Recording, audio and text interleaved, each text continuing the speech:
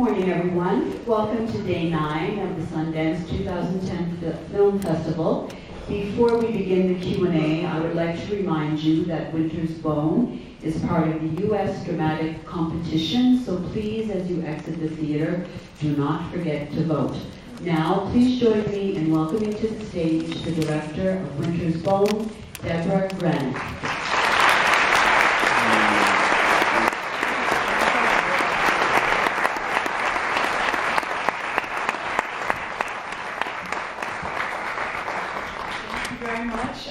Other members, Isaiah, Lasons. Okay. So this represents various aspects of the collaboration making the film, and so you probably field a variety of questions. Sarah, great. So, we're open.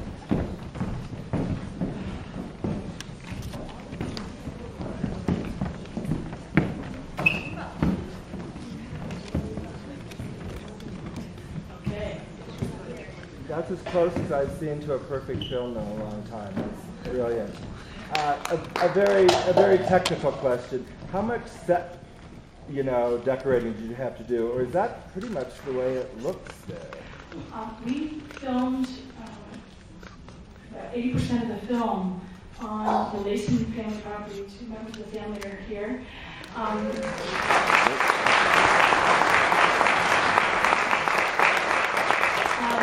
This film is extremely intimately, the production of it is very intimately related to their family. They have a wonderful matriarch and a wonderful patriarch, Frank Senior and Marjorie, who, in the end, after some meetings and working with them and having Felicia and Kat be guides to a variety of spots on their property, their your father taking us down to the United Cave. So many things after a long process fell into place that we were able to create a lot of the world on their own land, and that facilitated the production like nothing else could have. And Ashley is, and her family lives in the house. It's Ree's family's homestead, and she ended up being part of the production. That's how inextricably linked we became with the Layson family. And we asked a lot of them. We asked if basically we could leave the house as is. And then we, many of the props are familiar to them. Many of Teardrop's kitchen is their parents' kitchen.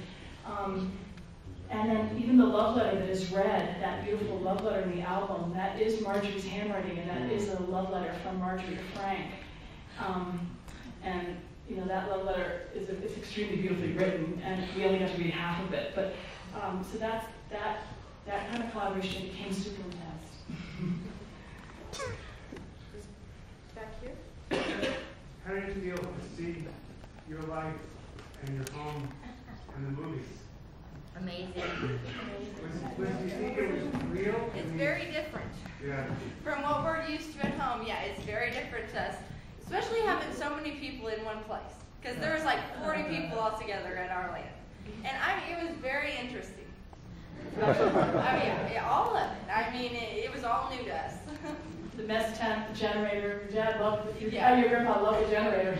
Yeah, he was very interested in the generator. Yes, and sort of the actual fuel and logistics of production. It's very helpful. Was the story actually inspired by your family story, or was it you used the land and the background, but where did the story come from? Enter Daniel Woodrell. The story is based on his novel, Winter's Bone.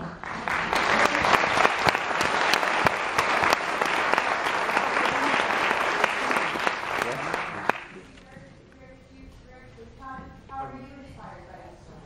What was your inspiration? It's always hard to say where it actually started, but in this case I have some idea. I was in a grocery store one day and it looked like 3 little kids holding hands in front of me, and then the middle girl turned around and I realized that was the mother, or in charge of the 2 others, and she was perhaps 16. And that just began me thinking about the various potential struggles that might face someone like that. And you know, so many families that have economic struggles. The oldest daughter ends up being the de facto head of household sometimes, or in many cases, at least for most of the day. And that began to link with other interests of mine. I live in a neighborhood that's pretty modest, and over the last 15 years, we've had quite a bit of meth cooks and so forth right next door at times. And I got to know so many of them just as people away from meth, and in that context, I really liked them.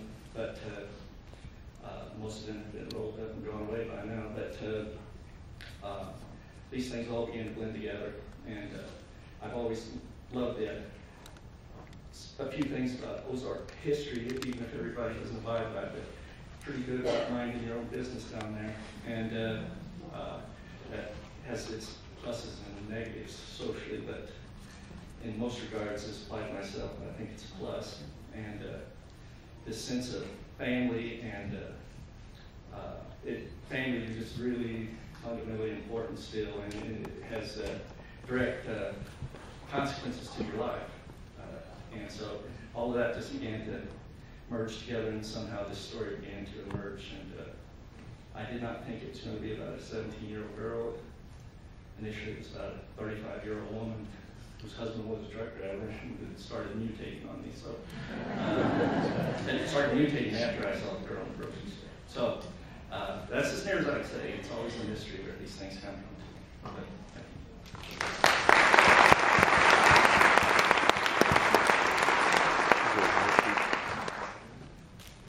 Well, I was really impressed with your casting. Can you talk a little bit about putting together your own work either? Sure, it's an enjoyable part of making this film. Questions about casting, how we put it together. Sarah? Here. Sarah was hugely involved on the ground level of the Missouri, of the 2 counties that we were filming in. She already had extensive experience working up in St. Louis, and was able to work really, really, really extensively, trying to work with Forsyth High School and do a whole variety of things, even very early on, helping us do the first level of casting through up in Springfield, Missouri. And her being from Missouri helped hugely. Just the fact that she already worked, interned, scoured, really tried to learn, and really, I think she really loved casting. And that was hugely helpful on her. And she brought in her mother and tons of other huge, people that were very willing to do this when 1,000 people showed up at Forsyth High School. And Isaiah, you probably were a little bit aware of what happened at your school. It's actually Forsyth K-12, right? It's a huge, it's a large school. Isaiah, your casting occurred through the principal hauling you into the office for an undisclosed reason. And Anne, I don't know, she just thought, Isaiah's extremely blue eyes caught her eye, and then you were willing to come out, and take risks and do audition kind of on the Lason's land, and you got to meet the Lasons and Jen, and things fell into place, and he was very willing to commit, and your mom was extremely supportive and willing to help you make that happen. And then the experienced actors, John Hawkes, Jen, Lawrence, Dale Dickey, that came through just the traditional casting process. We worked with casting, the bi-coastal situation, and we were able to see people in New York and Los Angeles. And I was already someone who really enjoyed John's work. Jen was totally new to me, and Dale Dickey performed the pond scene on indoor-outdoor carpeting in Los Angeles. And I was brought in, and we were so close to the project already, but she was able to spin this, fiction for us right there. So I was really excited about that. And then as many actors that had Arkansas, Alabama, Kentucky, Tennessee under the belt, or that as life experience, I really, really wanted that, and that actually fueled some of my casting.